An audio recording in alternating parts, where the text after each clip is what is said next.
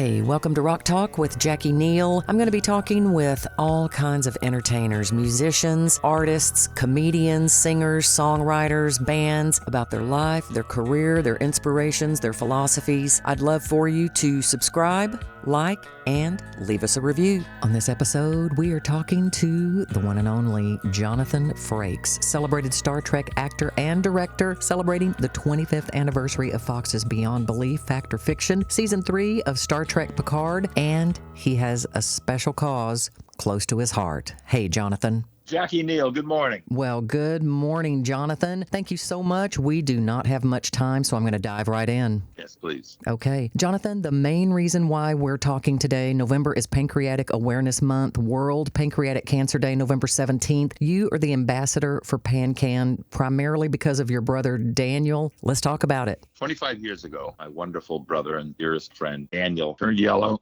We took him to the hospital. They opened him up. They looked, they closed him up, and they said, "We're sorry, there's nothing we can do. He's got 6 months to live." So 5 months later, sweet Daniel's dead, ironically, the same week that our wonderful daughter was born. So our family had a very rough stretch. Now, on the other side of the coin, dear friend and cohort and coworker, Kitty Swink and Armin Shimmerman, who's our teammates on this trek against pancreatic cancer. I worked with them in Star Trek. I know them from New York. Kitty is an 18-year cancer survivor, which is fabulous and very, very rare. So when I used to call my mom, she always asked, how's Kitty doing? And I said, well, Kitty's doing great. And there was something about Kitty's survival that helped my mom and me deal with Daniel's loss. And when he died 25 years ago, there was a 4% survival rate. Now, the good news and the bad news is that the survival rate is 11%, which is, still dreadful. Mm-hmm. What we ask is that people go to this website called pancan.org, which, by the way, is very user-friendly. I'm here to tell you as a Luddite, and help us out so we can raise some money for research, for early detection, which was exactly what we need and would have helped with Daniel, and for better treatment options. The other thing that I try to plug is that when you're at your doctor's annual physical, tell your doctor if you've got somebody in your family who has had pancreatic cancer, and the doctor will be able to treat you and examine you differently and hopefully help with this early detection. So pancan.org, give us whatever you can. And there it is. It's Pancreatic Cancer Awareness Month. Well, Jonathan, my uncle passed away about the same time as your brother Daniel, and the same scenario. It was 4 months from detection to death. And exactly. Daniel was 41. How old was your uncle? He wasn't even 60 yet. Yeah, exactly. It's astounding. We need a lot more kitties. Yeah, we do. How well put. We want more kitties. A lot less Daniel and Uncle Jay's, exactly. Definitely, the website is very user-friendly. I was on it a little earlier, and please go and check it out. And like Jonathan said, talk to your doctor, especially if you have had someone in your family that has had pancreatic cancer. Now, I know we don't have much time, so my stepmom first knew of you on the doctors. For me, it was North and South. There's a flash from the past. That's 1976. Maybe. That is some deep diving into the doctors. It was the doctors, and I loved North and South. Your career, so vast. I've got some questions from some of your massive fans that are friends of ours. Alan in Texas wants to know what you think of the Bigfoot recordings you narrated. See, it's part of this being the official spokesperson for the paranormal. Bigfoot record.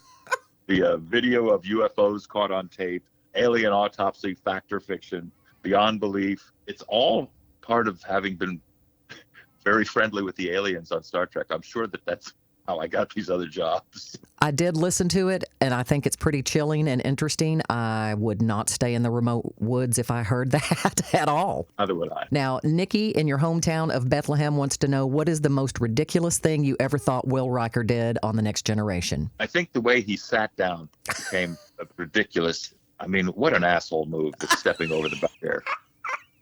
Who does that? It's such a hot dog thing to do. And then when the fan compiled a YouTube of it, it just became more ridiculous. I regret it, and yet at the same time, I'm kind of proud of it.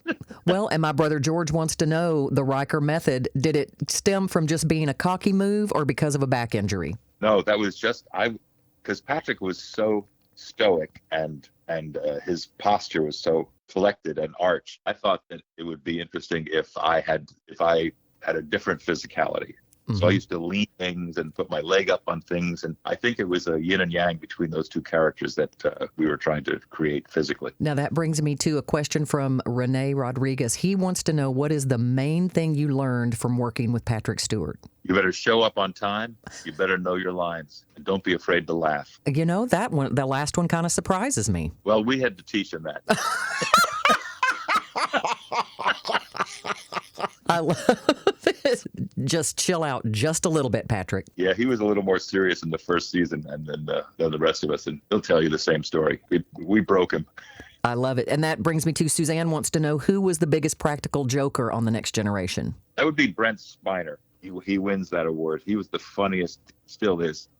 We just did an entire season of Star Trek Picard. Season 3 of Picard has the cast back together, and Brent has not lost a beat. That is so cool, man. And that's also, Nikki wanted to know if you can tell us what the next steps for the Next Generation crew after Picard's final season. I wish I knew.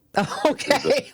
We're all hoping there's a future. A friend of mine, Perry, she said you directed her in an acting class last year and that you were incredible and that the main thing she loved the most was how much you cared about the actors. Oh, yes. I think it was probably Glenn Warshauer's class. Well, as an actor, I think it helps to speak actor so you can direct and understand what it is. It's a very mercurial occupation. Childlike, childish, complicated, unpredictable, unjust. There's a lot to being an actor that helps a director if you understand how insecure and how used to rejection you need to be. And I don't recommend it. It's not for the faint of heart. Now, Amy wants to know, what is a guilty pleasure of yours? I like to bass fish. I watch a lot of baseball. Are you keeping up with the World Series? Every what a game last night. It's been quite a series so far, and there is so much out there about you, Jonathan, but what is one thing that your fans don't know about you, but that you want them to know? You draw a blank. Wouldn't that defeat the purpose? I guess in essence it would, and that is the answer. Thank you so much for visiting with us. I've really enjoyed our time. Is there anything, of course we didn't have much time, that we should have covered? I know everybody needs to go to pancan.org, and World Pancreatic Cancer Day is November 17th, and it is Pancreatic Awareness Month. Thank you, Jonathan, for all the work you're doing there, and we certainly look forward to New Beyond Belief. I know they're doing, it's the X Factor in Germany. Yes, it is. Jacqui Neal, you got your research done.